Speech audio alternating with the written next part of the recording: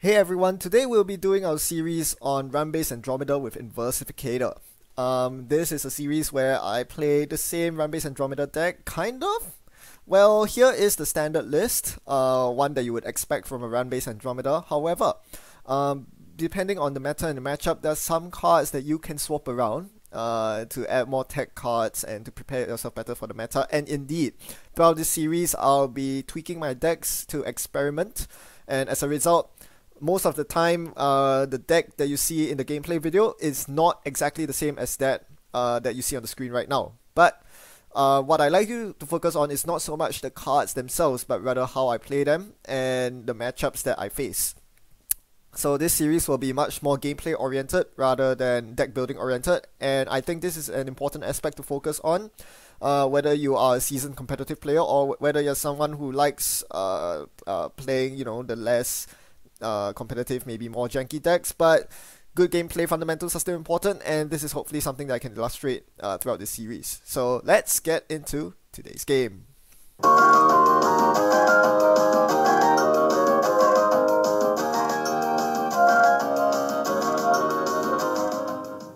For those of you who have been with me for a while, you know the drill. Ask yourself the questions. Would you keep this opening hand? And if so, what would your opening moves be? Pause the video, have a think. I'll be revealing my response shortly. Alright, so it's a pretty good opening hand, right? You have 2 career fairs and a sure gamble. So that's the burst economy you want to see in your opening hand that allows you to play a lot of cards from your hand. However, choosing which cards to play is really tricky business here.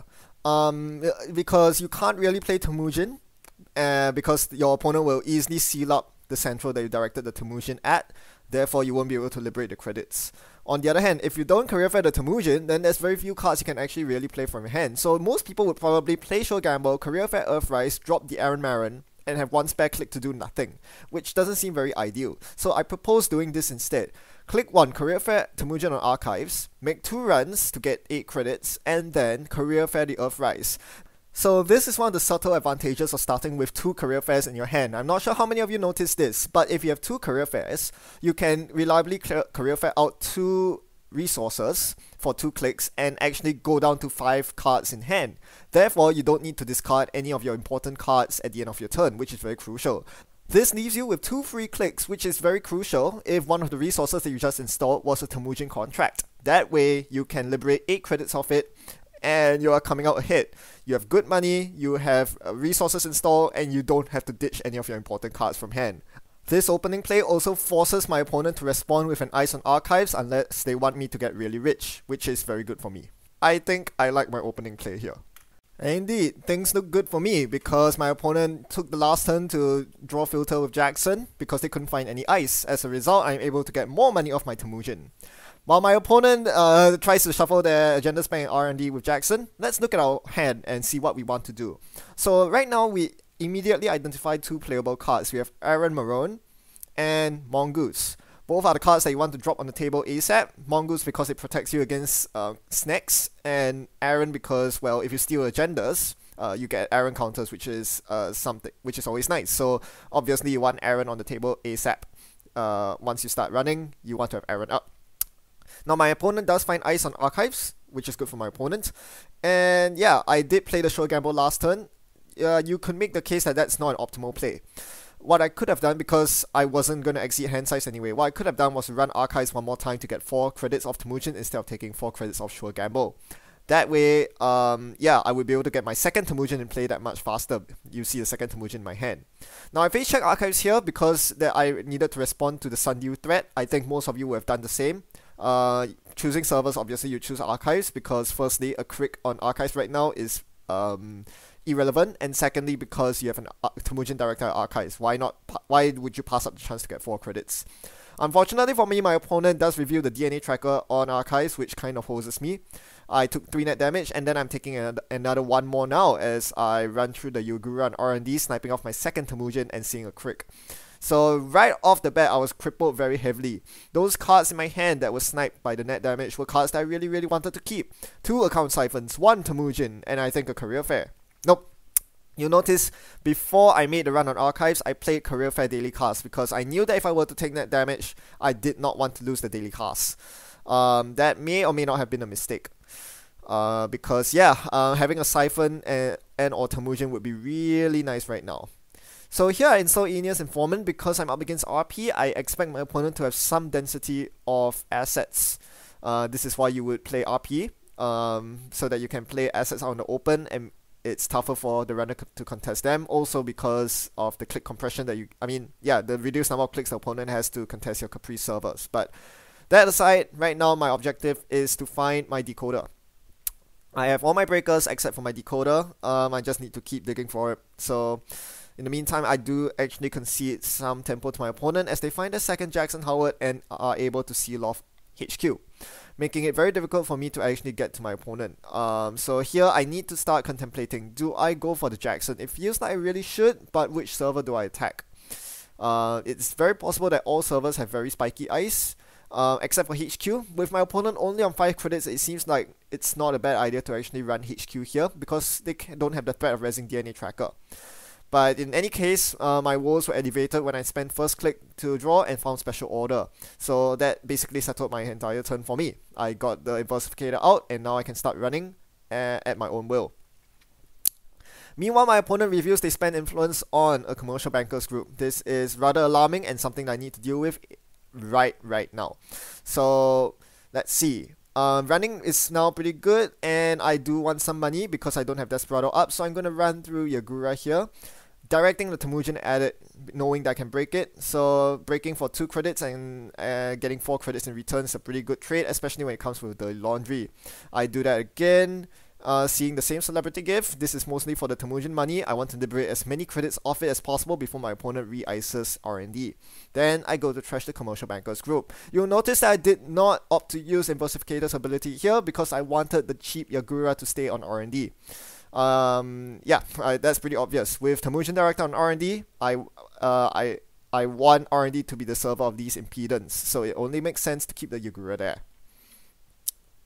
My opponent's not very rich now because I managed to contest the Sundew and the commercial bankers group economy. They can't really threaten any big ice, and this is one very key aspect of playing against RP. It is most unlike decks like Aghanim Fusion and Polana, which tend to run operation-based economy that you can't really contest unless you run account siphons.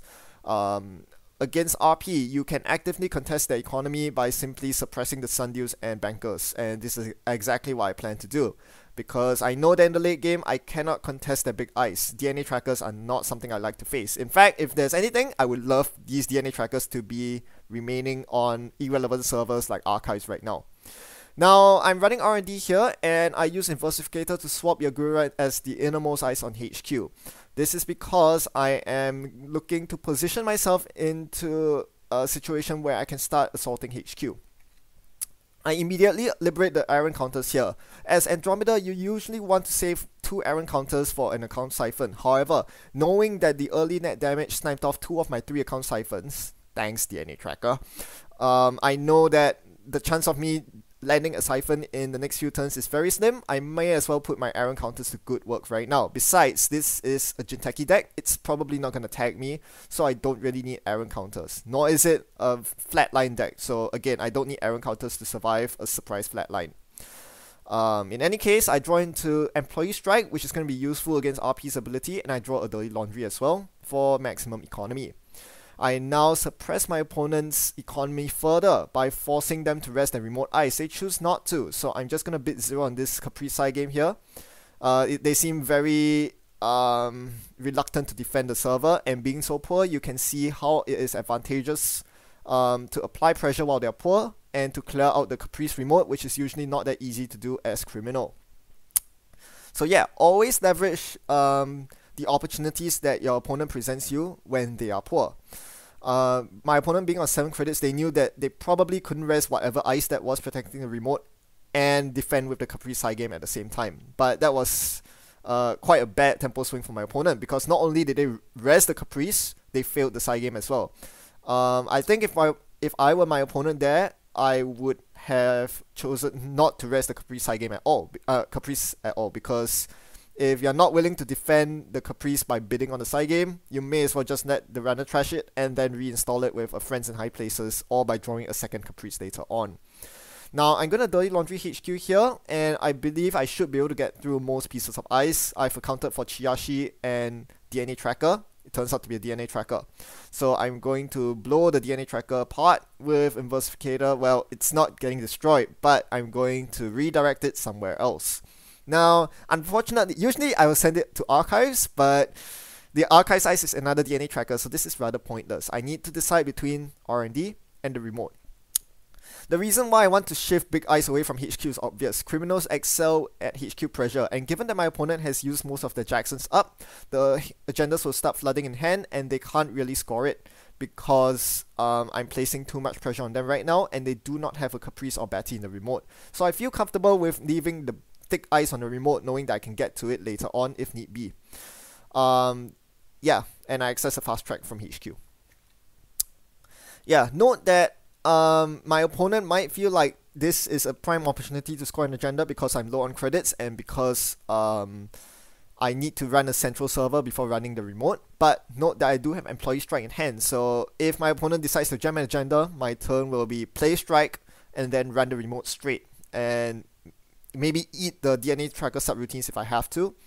So yeah, I'm not very concerned about my opponent taking advantage of this scoring window right now. But I do draw into a political operative, and this is why I wanted to clear a path through HQ. I want to try to find an opportunity to drop the Pollock. Now my opponent resists an Ichi 1.0 on R&D as I was trying to get money. You'll notice that I gave my opponent a small scoring window just now, last turn, because I ended my turn on 5 credits. 5 credits is rather dangerous because that's not enough to break a DNA Tracker. So I need to compensate for this, and I do this by running R&D to get money. Unfortunately, I lose tempo in doing so because bumping the Ichi forces me to click through the Ichi. So that brings me down to 1 click and 6 credits, and yeah, not very rich, but the daily cast should tie me over a fair bit. This is why it really hurt to lose those siphons early on. If I could siphon my opponent right now, they'll be dirt poor and I'll be filthy rich and we'll be having a good time, but that's not the case. Instead, I'm forced to rely on drip economy from daily casts. And now that I've drawn the KD Jones, I'm definitely considering dropping the KD Jones and taking money. But I have 1 spare click with which I can do whatever I want. So instead, I'm going to run HQ here, poke around. My opponent's not threatening a high credit level, so I don't have to worry about DNA Tracker here. So I took the opportunity this turn to run HQ instead of setting up my KD Jones. This is because if my opponent's poor and they can't res ice, I can get an easy HQ run. Oh, future perfect side game. I think my opponent will bid 1 here. I was right. I steal the perfect side, future perfect, putting me at match point. And I drop the Pollock. So the other point here is always find a good opportunity to drop the Pollock against Jinteki Glacier decks. Your opponent being poor is a very good opportunity to do that, and if you're playing as the Corp against a run-based Andromeda, you must always keep this in mind. Always have enough defenses to threaten a very taxing run on HQ. My opponent was not able to do this, and thus I was able to get a Pollock for relatively easy, which is going to be very crucial, because now, if my opponent attempts to jam something in the remote, I'm pretty sure I can get through the DNA Tracker remote. Now, I'm definitely poor right now. My opponent has done a good job of sealing off centrals. Every single central has some sort of big ice except for HQ, but I don't know how big that unrest ice on HQ is, so I can't be sure. As such, even if I had Temujin in my hand, I wouldn't be able to get big money. I'm forced to go for the slow economy route of KD Jones. But because I'm on match point, I can afford to wait a bit more, in the sense that I can afford to slow down my tempo a bit and just load up KD. But now my opponent threatens. This is nasty. They have res the Sundew, and it is now or never. I have to contest it this turn, or otherwise I will concede the economy advantage to my opponent and allow them to res their big nasty ice, and also allow them to play nasty side games that I have a low chance of winning. What would you do in my position? Pause the video and think about it. Let's start by eliminating the unfeasible option, which is to run the Sundew. It costs at least 9 credits to do so. I'll need to spend 1 to play the Employee Strike, and then pay 6 for the DNA Tracker and pay 2 for the Sundew. This is assuming that I actually take the 3 net damage on the DNA Tracker, and this doesn't account for the upgrade or the ice that is on the Sundew server. So this is a completely infeasible solution, and is probably gonna fail. So we only have 2 other choices left. We can either ignore the Sundew and let my opponent get rich, or kill it with Polop. Now, I start drawing with Aaron Maron here because I hope to find extra options. Maybe if I draw a sure gamble, this might change my decision to run the remote. But nope, it doesn't. So I do decide to use the Polop on the Sundew. Very controversial decision here because you really want the Polop for a Caprice. Knowing that you can't really contest Caprice after this, you're in a lot of trouble. But I chose to do this because my opponent actually would have been set back 2 credits. Normally, Sundew guarantees RP the first 2 credit tick, but because I used Polop to deny the Sundew before I took my first click, my opponent doesn't even get the 2 credit rebate on the rest costs. So basically, my opponent spent 2 credits on friends and 2 credits on resing the Sundew and got nothing in return. In the meantime, I managed to get a load up on KD, and I also managed to trash my opponent's commercial bankers group and got the employee strike up and running. So I think this was the correct decision, because given that my opponent is poor and I am poor, the best thing I can do as the criminal is to keep my opponent poor by doing whatever it takes to kill their economy. So this is a very nuanced decision there that most people might have thought, I can't get the Sundew, let's forget about it and just build up your economy and your board state instead by dropping the medium, finding the Desperado.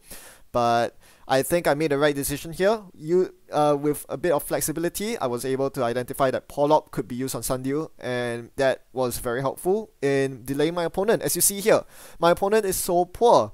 Can they afford to spend the next few turns clicking for credits? This is rather risky, because if they actually have another Sundew available, then I really cannot contest the second Sundew. But I don't think that's the case, given how desperate my opponent was to play friends in high places to recur the Sundew. So yeah, they're really struggling for economy right now. This is not a state wherein they can comfortably score an agenda, so I'm okay with this. Now let's focus our attention on more pertinent issues of the day. We have a medium in hand, we can run R&D. This seems like a pretty good way to close out the game. Especially given that my opponent now has a Jackson in the remote, which I can't get to. It means that they can clear the hand of agendas. So R&D is my point of contention right here. The problem with R&D is, however, that there's an Itchy guarding the R&D. And if you take a moment to think about why someone would play Itchy in RP, you would come to the conclusion that the upgrade on R&D right now is probably a Marcus Batty. It makes a lot of sense. Why would the corp want to play a defensive upgrade on R&D? I have not shown a medium. I have shown absolutely no R&D pressure at all.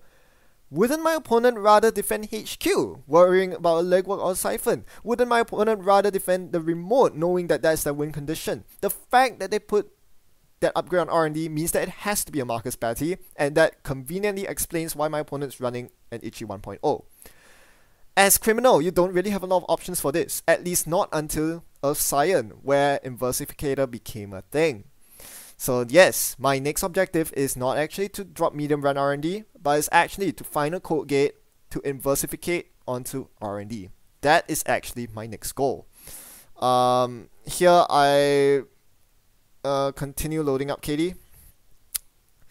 So I'm really relying on KD credits right now because my run-based economy has been completely stifled. I do have 2 Aeneas informants, which could be good economy, but because my opponent's being very tight in terms of servers, they're not expanding horizontally, I cannot make use of the Aeneas informants to make big cash. So this is good play from my opponent, knowing that they shouldn't be playing their assets out horizontally, but rather stacked vertically in that defended remote.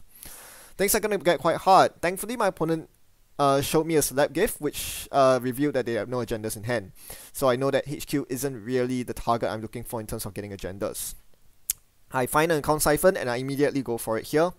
I do badly need the money, and account siphon gives me just that. After unloading KD, I'm able to guarantee that I'll have enough money to break this ice, in this case a Tsurugi. Very expensive, 4 credits for Mongoose. But we go through, and more conveniently, besides triggering account siphon, I get to trigger Inversificator as well, and as outlined earlier, I did exactly what I wanted to do, which was to stack the Yaguras on R&D to neuter the potential of Marcus Batty on R&D.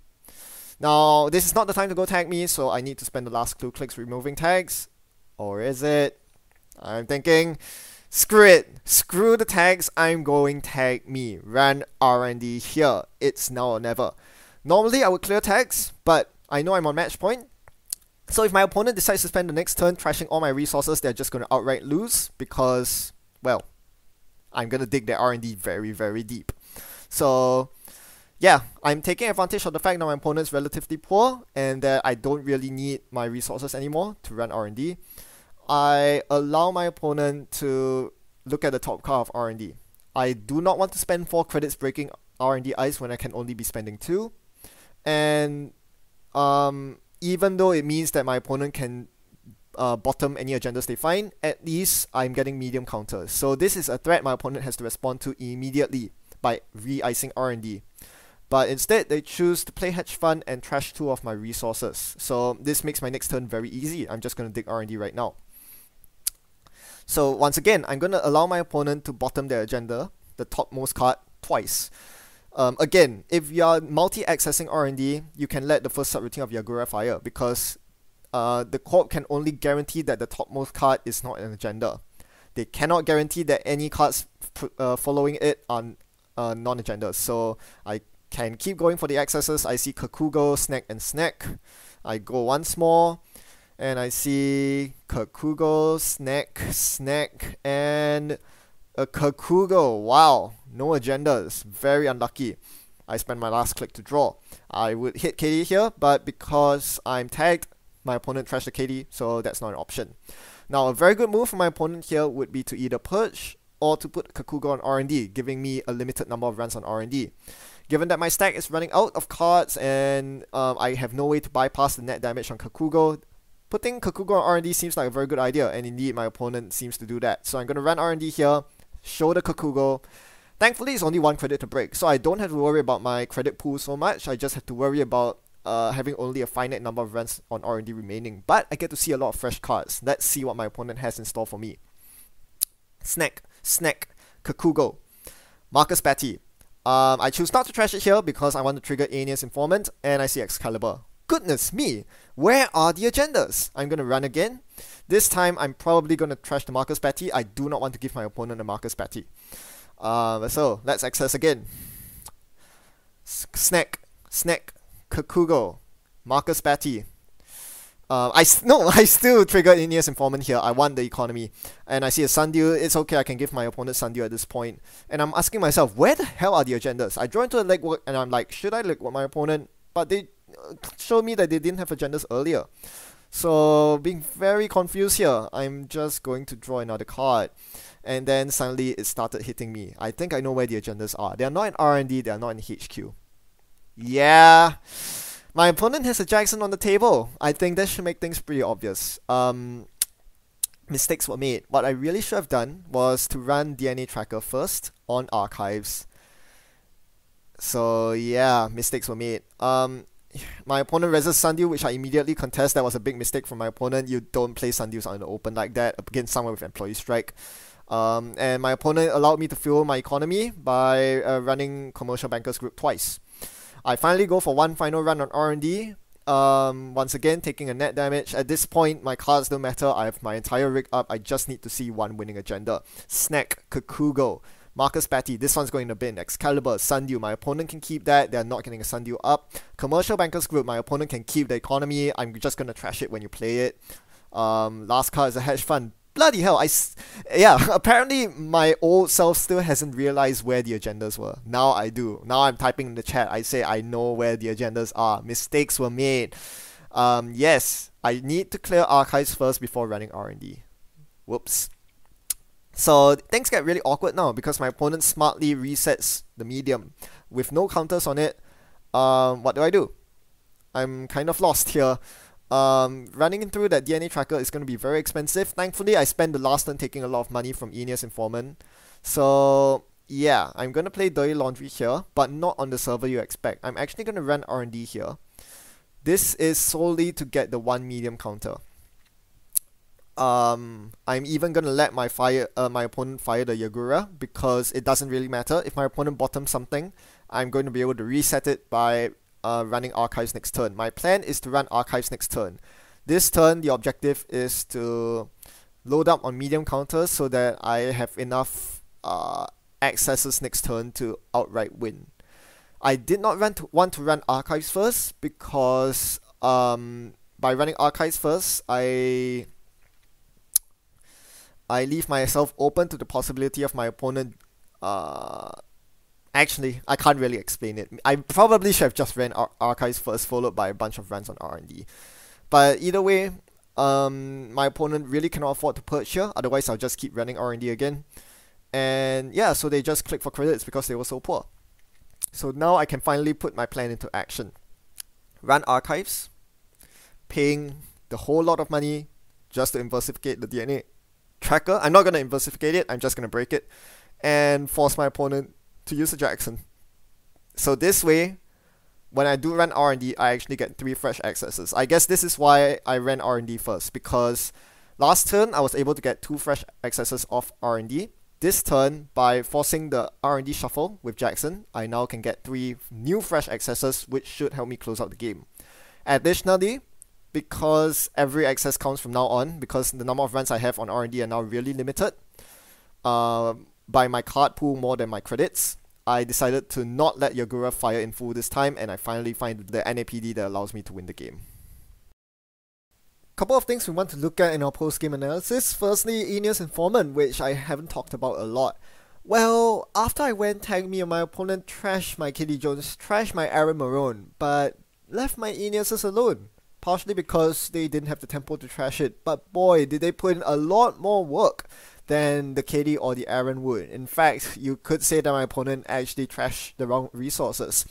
Both Aeneases in tandem earned me 14 whole credits after I went tag me, and this shows the power of Aeneas Informant when you're doing something like a deep medium dig.